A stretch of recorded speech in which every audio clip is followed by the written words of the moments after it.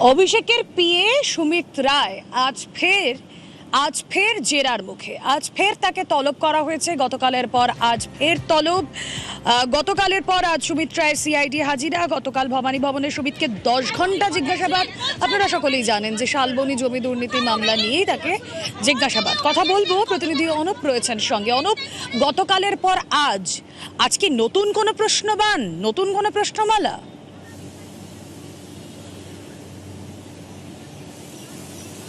তবে গতকালকে পর আজকে আবার অভিষেক বন্দ্যোপাধ্যায় আত্মসহায়ক সুমিত রায় তাকে দীর্ঘ জিজ্ঞাসাবাদ করা হচ্ছে। ইতিমধ্যে 2.5 ঘন্টা অতিক্রান্ত, এখনো পর্যন্ত অভিষেক বন্দ্যোপাধ্যায় আত্মসহায়ক সুমিত রায় তাকে জিজ্ঞাসাবাদ করা হচ্ছে। গতকাল বেশ কিছু প্রশ্নের উত্তর অধরা ছিল, তার পরবর্তী ক্ষেত্রে তাকে আজকে আবার তলব করা হয়েছে এবং দেখা গেল নির্ধারিত সময়ের আগে তিনি ভবানী ভবনের সিআইডি দপ্তর সেখানে এসে পৌঁছলেন। এই মুহূর্তে তাকে জিজ্ঞাসাবাদ করা হচ্ছে শালবনীর যে বিপুল পরিমাণ সরকারি জমি, যে সরকারি জমির চরিত্র বদল করে দলিল করে বিক্রি করে দেওয়ার অভিযোগ উঠেছিল, সেই সুজয় হাজরা যিনি প্রাক্তন তৃণমূল বিধায়ক ছিল তাকে গ্রেপ্তার করা হয়েছিল। যখন গ্রেপ্তার করে পরবর্তী ক্ষেত্রে দেখতে পাওয়া যায় যে তদন্ত নেমে দেখতে পায় জেলা পুলিশের পক্ষ থেকে সিআইডিকেও জানানো হয়েছিল যে বিপুল পরিমাণ টাকা, কোটি কোটি টাকা কিন্তু লেনদেন হয়েছিল সুজয় হাজরার সঙ্গে একেবারে দেখা যাচ্ছে সুমিত রায়ের মাধ্যমে। এই তথ্য পায়। এর পরবর্তী ক্ষেত্রে সুমিত রায়কে জিজ্ঞাসাবাদের জন্য কিন্তু যখন তদন্ত বা সিআইডি নেয় তাকে বারবার তলব করা হচ্ছিল। সুমিত রায় গণহাজির ছিলেন। পরবর্তীতে দেখা যায় সুপ্রিম কোর্টে যখন তিনি রক্ষা কবচ পায় তারপরেই গতকাল সিআইডি জিজ্ঞাসাবাদের সম্মুখীন হয়। গতকালকে একাধিক প্রশ্নের উত্তর যেমন জানার চেষ্টা করেছিল এবং দুটো প্রশ্ন নিয়ে এখনো পর্যন্ত সুমিত রায়কে দফায় দফায় জিজ্ঞাসাবাদ করা হচ্ছে। এক, এই সুজয় হাজরা যে মন্তব্য করেছে বা জিজ্ঞাসাবাদ জানিয়েছিলেন এই বিপুল পরিমাণ জমির কথা, অর্থাৎ সরকারি যে জমি সেই জমির চরিত্র বদল করা হয় এবং ভুয়ো দলিল করা হয়, সেটা কার নির্দেশে বা কার কথায় হয়েছিল। বিপুল পরিমাণ যদি কোনো নির্দেশ না দেওয়া হয় থাকে তাহলে সুজয় হাজরা যিনি প্রাক্তন তৃণমূল বিধায়ক, তাহলে সুমিত রায়ের সঙ্গে কেন টাকার লেনদেন হয়েছিল, এই দুটো প্রশ্ন এবং সেই টাকা কোথায় পৌঁছে গিয়েছিল, সুমিত রায় কি অন্য কোনো কারোর কাছে টাকা পৌঁছে দিয়েছিল, এই সমস্ত তথ্য জানার জন্যই কিন্তু ইতিমধ্যেই সুমিত রায়কে দফায় দফায় জিজ্ঞাসাবাদ করছে। গোটা জিজ্ঞাসাবাদ প্রক্রিয়া ভিডিওগ্রাফি করা হচ্ছে। সিআইডি আধিকারিকরা গতকাল 10 ঘন্টা টানা যে জিজ্ঞাসাবাদ, সেই জিজ্ঞাসাবাদে এই দুটি প্রশ্নের উত্তর কিন্তু অধরা ছিল। এক, এই বিপুল পরিমাণ যে সরকারি জমির কথা বলা হচ্ছে শালবনীতে, সেই জমি যখন দেখা যাচ্ছে জমির চরিত্র বদল করা হচ্ছে এবং সেই জমি বিক্রি করে দেওয়া হচ্ছে এবং এখানে তার ভূমিকা কি ছিল, এখানে কি সুমিত রায়ের কোনো ভূমিকা ছিল? অন্যদিকে দেখা যাচ্ছে সুজয় হাজরা প্রাক্তন তৃণমূল বিধায়ক, তার সঙ্গে একাধিক লেনদেন সম্পর্কে তথ্য মিলেছে, কোটি কোটি টাকার লেনদেনের তথ্য, এবং সেই কারণে এই টাকা কার কাছে কোনোভাবে পৌঁছে দিয়েছিল সুমিত রায়, এই দুটি বিষয়ে দফায় দফায় জিজ্ঞাসাবাদ করা হচ্ছে। গতকাল এই দুটি প্রশ্নে একাধিক অসঙ্গতি ছিল এবং সেই কারণে আজকে সুমিত রায় তাকে ডেকে পাঠানো হয়। ইতিমধ্যে সুমিত রায়কে দফায় দফায় ওকে অনুপ।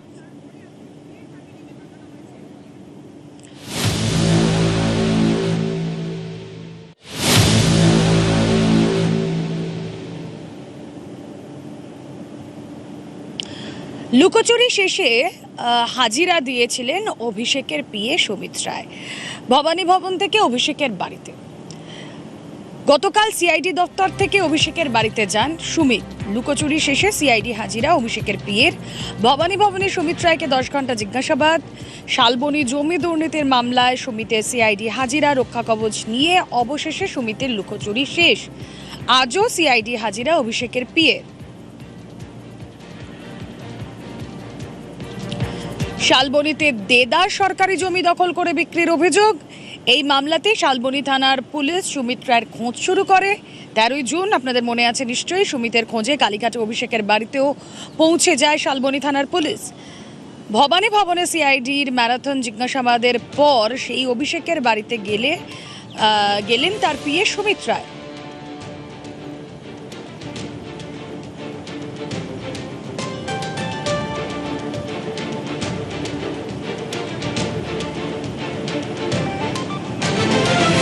সুমিত রায়কে জিজ্ঞাসাবাদ করলেই উপরের কানেকশন সামনে আসবে, তোপ বিরোধী দলনেতা ঋতব্রত বন্দ্যোপাধ্যায়ের।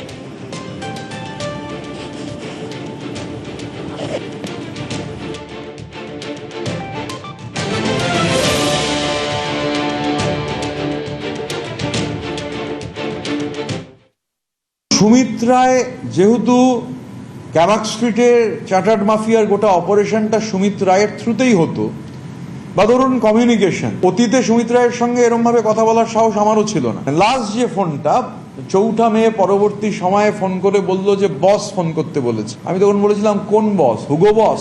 সুমিত রায় তো কমিউনিকেটর ছিল, বিভিন্ন নির্দেশ তো সুমিত রায়ের মাধ্যমেই আসতো। বা এগরার ওই যে ঠিকাদার, এই যে টুলু মণ্ডল যেহেতু এখন হট টপিক, এগরার ঠিকাদারের যে কথা, মানে টুলু মণ্ডলের বিরুদ্ধে সেই এগ্রার ঠিকাদার কেন বেশি লাফালাফি করছে, সেই ধমকটাও কিন্তু সুমিত রায়ের থ্রুতেই গেছিল। সুমিত রায় চার্টার্ড মাফিয়ার ম্যান ফ্রাইডে, সুতরাং প্রপার ইনভেস্টিগেশন মানে will lead all roads to রোমের মতো ক্যামাক স্ট্রিট পর্যন্ত সমস্ত রাস্তা নিশ্চিতভাবে পৌঁছবে। মানে সুমিত রায় অবশ্যই জ্যামিতিক নকশার একটা অত্যন্ত গুরুত্বপূর্ণ পয়েন্ট, আরও অনেক পয়েন্ট আছে, কিছু পয়েন্টের ডট কানেক্টেড। এখন সুমিত রায়ের সঙ্গে সেই ডটগুলো কানেক্ট করে আরও ওপরে কানেকশন হলে পুরো জ্যামিতিক নকশাটা বাংলার মানুষের কাছে ক্লিয়ার হয়ে যাবে। সুমিত রায় অভিষেক বন্দ্যোপাধ্যায়ের পিয়ে, তার দাপট আছে বলেই রাজনৈতিক মহলে শোনা যায় অভিষেকের কাছে পৌঁছতে গেলে এই সুমিত রায়ের পারমিশন নিতেই হতো। তিনি অভিষেক পর্যন্ত পৌঁছানোর গেটওয়ে। আর জমি চাকরি দুর্নীতি মামলায় এখন তো সিআইডি স্ক্যানারের সুমিত হচ্ছে অভিষেক বন্দ্যোপাধ্যায়ের ছায়া সঙ্গী। অভিজিৎ দাস ডায়মন্ড হারবারে অভিষেক বন্দ্যোপাধ্যায়ের বিপরীতে দাঁড়িয়েছিলেন, তিনি কি বলছেন? তো পালিয়ে পালিয়ে এতদিন ধরে বেরোচ্ছিল, কারণ অভিষেক ব্যানার্জির এই যে পুরো সাম্রাজ্যের মূল চাবিকাঠি হচ্ছে সুমিত রায়। সুমিত রায় হচ্ছে ডায়মন্ড মডেলের ওরি ব্রেঞ্চের সুমিত রায়। সুমিতকে না জেরা করলে কোনো কিছুই বেরোবে না। আশা করি যে তদন্তকারী সংস্থাগুলো জেরা করে ভাইপো সাম্রাজ্যের পুরো নথিপত্র উদ্ধার করতে পারবে এবং কোথায় ও টাকা জমিয়ে রেখেছে, কোথায় কোথায় বিদেশে কোথায় কোথায় কি কি কিনেছে স্টেট এবং আপনার কি কি ওরা ক্রিমিনাল অ্যাক্টিভিটিস সব কিছুই বেরোবে। সুমিত রায় অভিষেক ব্যানার্জির এই ডায়মন্ড মডেলের ফলে সব থেকে ক্ষতিগ্রস্ত হয়েছে আমাদের এই ডায়মন্ড হারবার বাসীরা। আমার তো এখন ভরসা রয়েছেই, তদন্তকারী সংস্থাগুলো ভরসা রয়েছে। আশা করবো যে এই যে প্যান্ডোরা বাক্সটা যেটা আমি ওপেন করেছিলাম সেটার ভেতরে কি কি আছে সমস্ত কিছু বের হবে সুমিত রায়কে জেরা করার পরে।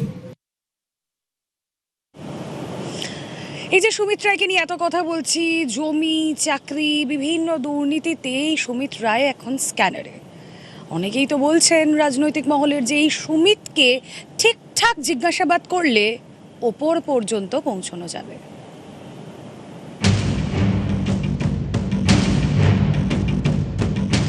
অভিষেক বন্দ্যোপাধ্যায়ের পিএ সুমিত রায় কোটি কোটি টাকার জমি দুর্নীতিতে জড়িত থাকার অভিযোগ তাঁর বিরুদ্ধে।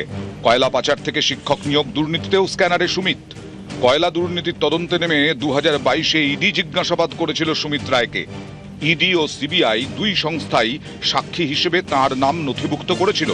সম্প্রতি সুমিতের বিরুদ্ধে জমি দুর্নীতির অভিযোগ দায়ের হয় শালবনী থানায়। এই মামলার সূত্রেই সুমিতের খোঁজে অভিষেক বন্দ্যোপাধ্যায়ের কালীঘাটের বাড়িতে পৌঁছেছিল পুলিশ।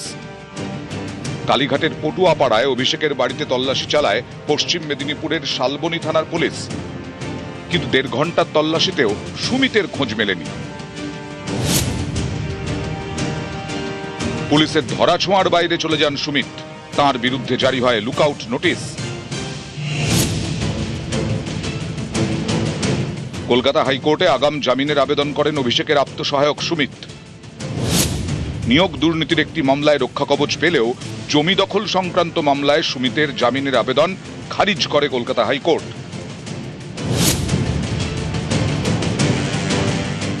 পুলিশের হাত থেকে তদন্তভার নেয় সিআইডি। হাইকোর্টের নির্দেশকে চ্যালেঞ্জ করে সুপ্রিম কোর্টে যান সুমিত। তদন্তে সহযোগিতা করার নির্দেশ দিয়ে জমি দুর্নীতি মামলায় সুমিতকে রক্ষা কবচ দেয় সর্বোচ্চ আদালত। জমি ও নিয়োগ দুর্নীতির অভিযোগ ছাড়াও আরও 2টি মামলা আছে অভিষেক বন্দ্যোপাধ্যায়ের আত্মসহায়ক সুমিত রায়ের নামে। তাতে গ্রেফতারির আশঙ্কায় হাইকোর্টে রক্ষা কবচ চান সুমিত রায়। দ্রুত শুনানির আবেদন জানান। সেই আর্জি খারিজ করে দেয় বিচারপতি সৌগত ভট্টাচার্যের বেঞ্চ।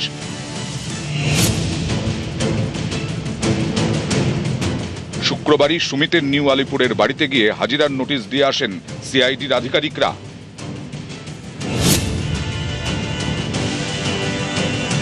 সুপ্রিম কোর্টে রক্ষা কবচ পেতেই লুকোচুরি শেষ। শনিবার সকাল 10টা নাগাদ ভবানী ভবনে হাজির হন সুমিত রায়। নিউজ 18 বাংলা।